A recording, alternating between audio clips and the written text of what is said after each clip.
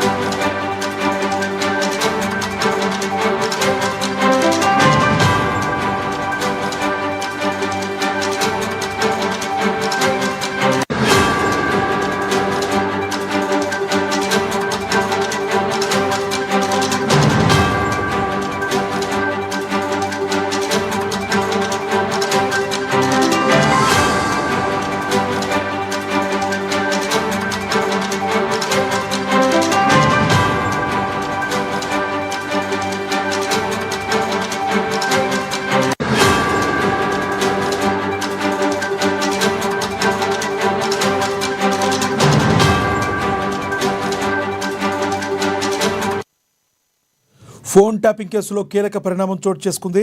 ప్రధాన నిందితుడు ప్రభాకర్ రావు ముందస్తు బెయిల్ కొట్టేసింది హైకోర్టు. ప్రస్తుతం అమెరికాలో ఉన్న ప్రభాకర్ రావు తన లాయర్తో ముందస్తు బెయిల్ పిటిషన్ దాఖలు చేశారు. అయితే బెయిల్ పిటిషన్పై విచారణ చేపట్టిన హైకోర్టు ముందస్తు బెయిల్ ఇచ్చేందుకు నిరాకరించింది. ఇదే విషయానికి సంబంధించి మరింత సమాచారాన్ని మా ప్రతినిధి రమేష్ అందిస్తారు ఫోన్ ద్వారా. రమేష్, చెప్పండి, ఒక రకంగా చెప్పాలంటే ఈ ఫోన్ ట్యాపింగ్ వ్యవహారం కొంచెం తొందరగానే ముందస్తుగా కదిలేటట్టు అనుకోవచ్చా ఇక్కడి నుంచి? ఫోన్ ట్యాపింగ్ కేసుకు సంబంధించి ప్రధాన నిందితుల్లో ఒకరైనటువంటి ప్రభాకర్ రావు ముందస్తు బెయిల్ అయితే హైకోర్టు ఈ రోజు కొట్టివేయడం జరిగింది. చాలా సుదీర్ఘంగా ఈ కేసుకు సంబంధించినటువంటి ఆర్గ్యుమెంట్స్ అయితే జరిగినాయి. గతంలో ఫోన్ ట్యాపింగ్ కేసులో ఉన్నటువంటి మాజీ ఐజీ ప్రభాకర్ రావు ముందస్తు బెయిల్ అయితే దాఖలు చేశారు. అయితే ఆయన తరఫున సీనియర్ న్యాయవాది సి నిరంజన్ రెడ్డి వాదనలు వినిపిస్తూ వచ్చారు. ప్రస్తుతం అమెరికాలో ఉన్నటువంటి ప్రభాకర్ రావు ముందస్తు బెయిల్ ఇష్యూ చేస్తే కనుక హైదరాబాద్ కు వస్తారని కూడా ఆయన కోర్టుకు చెప్పడం జరిగింది. ప్రభాకర్ రావు గత 30 ఏళ్ళుగా కూడా వివిధ హోదాల్లో ప్రభుత్వ సంబంధించి డిపార్ట్మెంట్ లో పనిచేశారు. సీనియర్ అధికారిగా కూడా ఆయనకు మంచి పేరుందని చెప్పడం జరిగింది. దీంతో పాటు ఆయనకు ప్రస్తుతం క్యాన్సర్ తో బాధపడుతున్న నేపథ్యంలో బెయిల్ ఇవ్వాలి. ఇదే కేసులో నిందితుడిగా ఉన్నటువంటి శ్రవణ్ రావుకు కూడా ముందస్తు బెయిల్ ఇచ్చిన నేపథ్యంలో ఆ బెయిల్ ని రిఫరెన్స్ గా తీసుకొని ప్రభాకర్ రావుకు కూడా బెయిల్ ఇవ్వాలంటూ కూడా శ్రీ నిరంజన్ రెడ్డి గారు అయితే కోరడం జరిగింది. అయితే బెయిల్ ఇస్తే పూర్తిగా విచారణకు సహకరిస్తానని, దాంతో పాటు రాజకీయ కక్ష చేయుటకు చర్యలో భాగంగానే ఈ కేసు నమోదు చేయడం అనేది జరిగిందని కూడా కేసు వాదన సందర్భంలో చెప్పడం జరిగింది. అయితే పోలీసుల తరపునటువంటి వాదన వినిపించినటువంటి సిద్ధార్థ్ లూథన మాత్రం ఇది ముందస్తు బెయిల్ పిటిషన్ ని ఇవ్వడానికి నిరాకరించారు. ముఖ్యంగా 65 ఏళ్ల వయసు ఉందన్న సాకుతోటి ప్రభాకర్ రావు ఈ దర్యాప్తు నుంచి తప్పించుకోలేరంటూ కూడా ఆయన స్పష్టం చేశారు. దాంతో పాటు ఫోన్ ట్యాపింగ్ చేసినట్టుగా ఉన్నటువంటి పూర్తి ఆధారాలు ఉన్నాయి.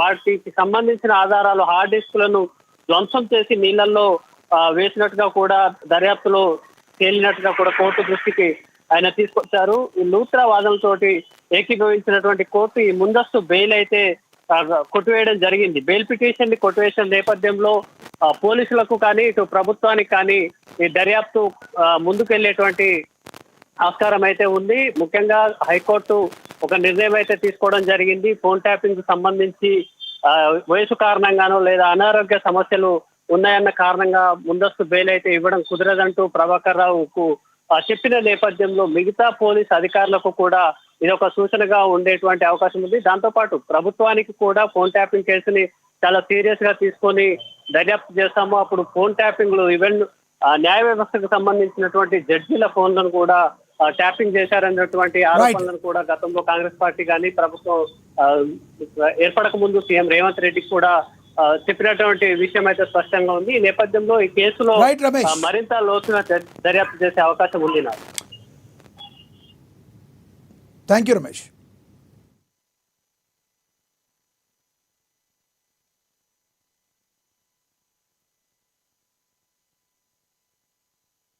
ఇవి బులెటిన్ అప్డేట్స్. Stay tune.